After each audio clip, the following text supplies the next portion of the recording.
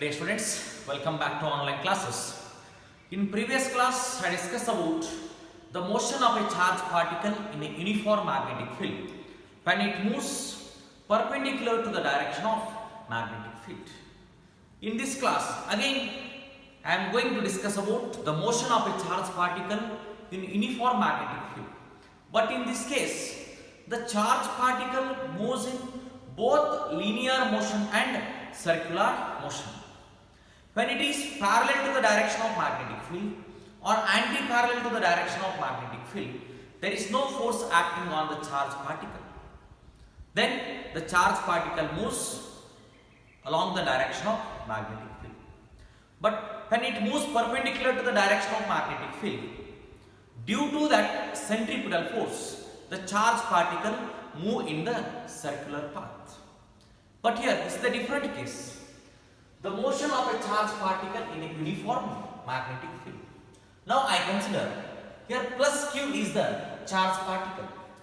Here this charged particle move in the region of uniform magnetic field.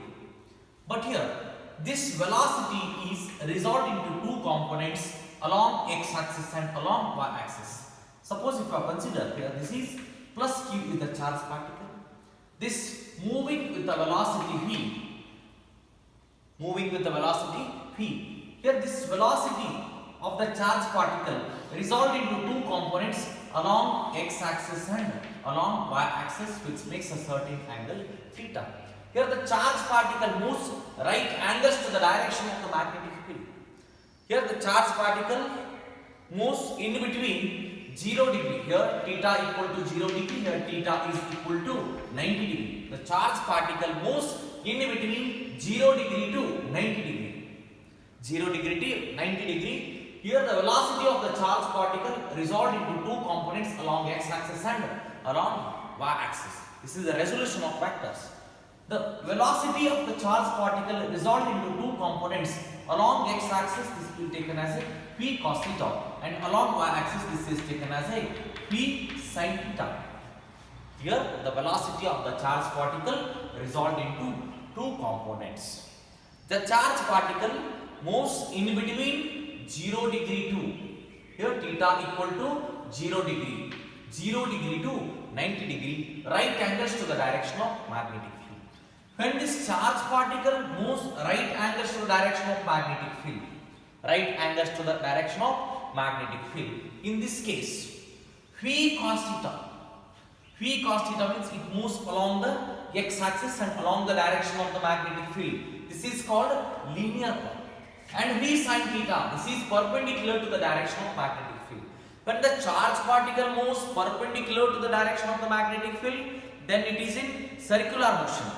When the charged particle moves along the direction of magnetic field, it is linear path or it is straight path.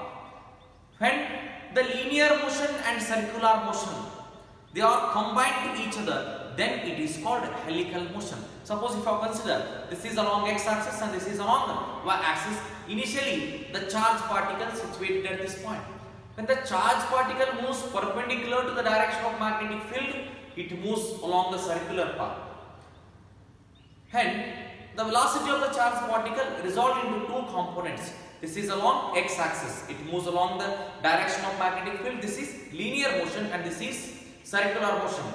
The combination of both linear motion and circular motion, then it is called helical motion. Helical motion means it is the combination of both linear motion and circular motion. It is called helical motion. Here, the velocity of the charged particle is resolved into two components along x-axis and along y-axis. Phi cos theta, which determines the charged particle moves in a straight path, and v sin theta, which determines the charged particle moves in a circular path. The combination of both this circular path and linear path, then it is called helical motion. Which makes a certain angle theta. Initially, the charged particle is situated at this point. When it moves perpendicular to the direction of the magnetic field, Here it moves in a circular path. When it moves parallel to the direction of magnetic field, then it is called linear path or it is called a straight path. The combination of both linear motion or straight path and circular motion, then it is called helical motion. Then it is called helical motion. Here the circular path or circular motion v cos theta, v sin theta. Here v sin theta which determines the circular motion of the charged particle. Here the parameters are related to the circular motion. In the last class already I have discussed. The parameters are related to the circular motions are like radius, time period, frequency and angular frequency of the charged particle. And parameters related to the linear motion when the charged particle moving in the circular path. Here, the linear distance traveled by the charged particle, the linear distance along the x-axis, the linear distance traveled by the charged particle along the direction of magnetic field. The linear distance traveled by the charged particle along the direction of magnetic field when it complete one circular revolution. When it completed one circular revolution, then it is called pitch of the helix. Then it is called pitch of the helix. All of you are familiar with this word, pitch or pitch of the helix. In first PUC experiment, that is screw gauge. The linear distance traveled by the screw head. The linear distance traveled by the screw head is directly proportional to the number of rotations given to that screw head. Already all of you are familiar with definition, that is called pitch of the helix. Here the pitch or pitch of the helix means the linear distance traveled by the charged particle along the direction of magnetic field when it complete one revolution, then it is called pitch of the helix. This is the new term. Here the circular motion v sin theta which determines the parameters like radius, time period, frequency and angular frequency. But here v cos theta which determines the linear distance traveled by the charged particle along the direction of magnetic field. Along the direction of magnetic field when it complete one circular revolution, then it is called pitch of the helix. Pitch of the helix means the linear distance traveled by the charged particle along the direction of magnetic field when it complete one revolution, then it is called pitch of the helix. It is very important. It is a 1 mark question.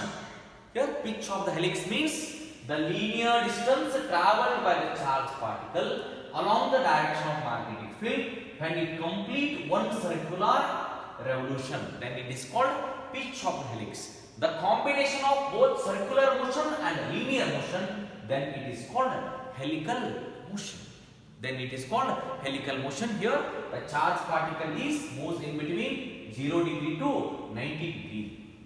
0 degree to 90 degree. Here the magnetic force provides the necessary centripetal force to move the charged particle perpendicular to the direction of magnetic field. Perpendicular to the direction of magnetic field. Again, we are going to calculate here the magnetic force is equal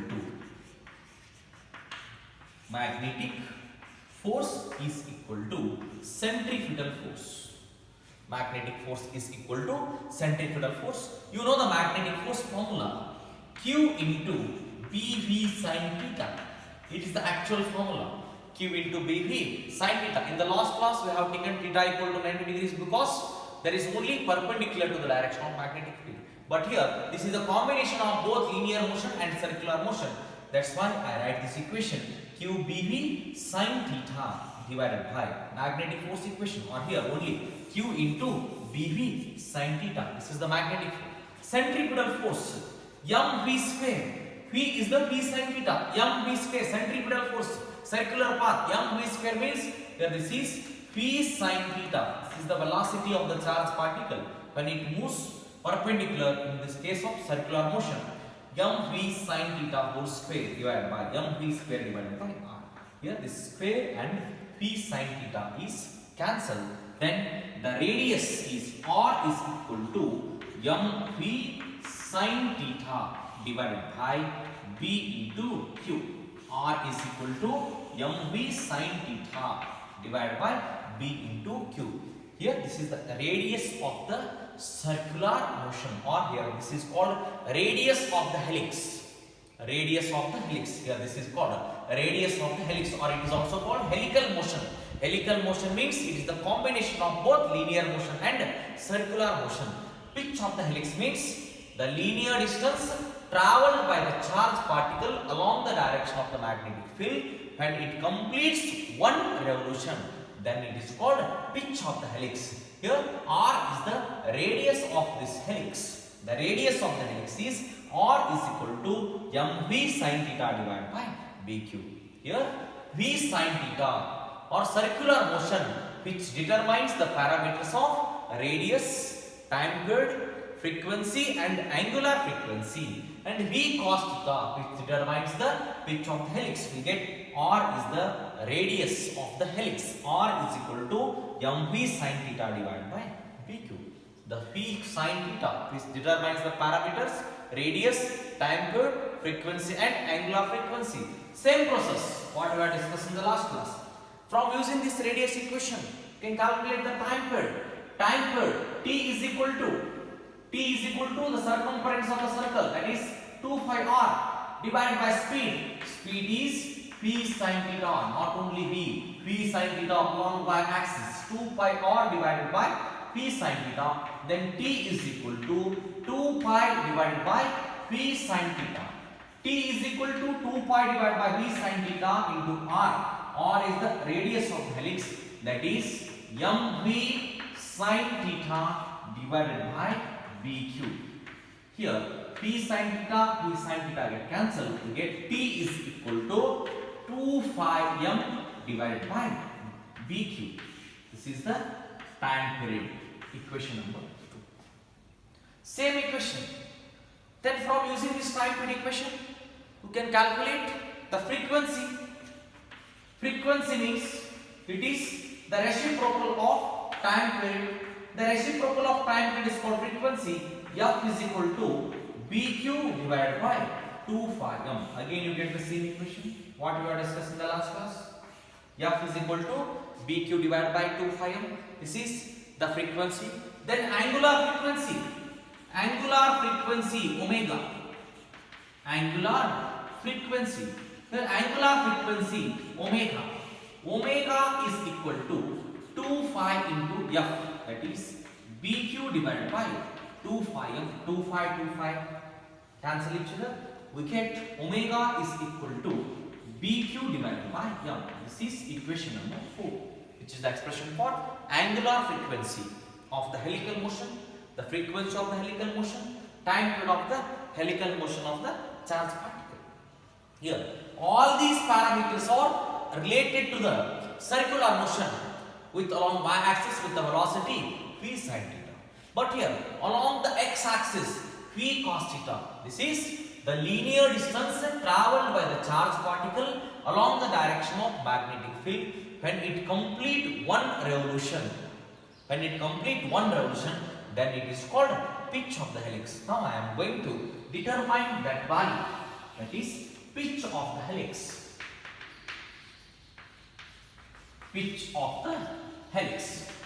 Here pitch of the helix, it is defined as the linear distance along the x-axis. Linear distance means along x-axis.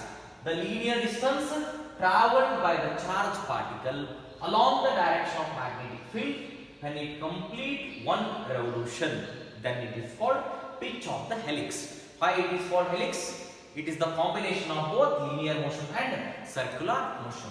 Here pitch of the helix, it is mathematically denoted by the symbol small p. Mathematically denoted by the symbol small p. Pitch of the helix, it is the product of the component of velocity along the direction of magnetic field. Component of velocity along the direction of magnetic field means v cos theta. Component of velocity along the direction of magnetic field and time period t. It is the product of component of velocity along the direction of magnetic field and time period of the helix. We know the time period of the helix formula, that is T equal to 2 pi m divided by BQ. Then the pitch of the helix P is equal to P cos theta into time period T is equal to, that is 2 pi m divided by BQ. Then pitch of the helix formula P is equal to 2 pi m V cos theta divided by BQ, which is the expression for pitch of the helix. And the charged particle moving in between 0 degree to 90 degree, then the pitch of the helix formula is P equal to 2 pi m P cos theta divided by BQ, which is the expression for pitch of the helix. This is about the motion of the charged particle in between 0 degree to 90 degree. 0 degree to 90 degree. There is only the difference between when the charged particle moves perpendicular to the direction of the magnetic field, you get the radius, time period, frequency, angular frequency. But here when the charged particle moves only perpendicular to the direction of magnetic field, in that case theta equal to 90 degree. But in this case it is the combination of both linear motion and circular motion. When it is moves both linear motion and circular motion, then it is called helix. It is the combination of both linear motion and circular motion.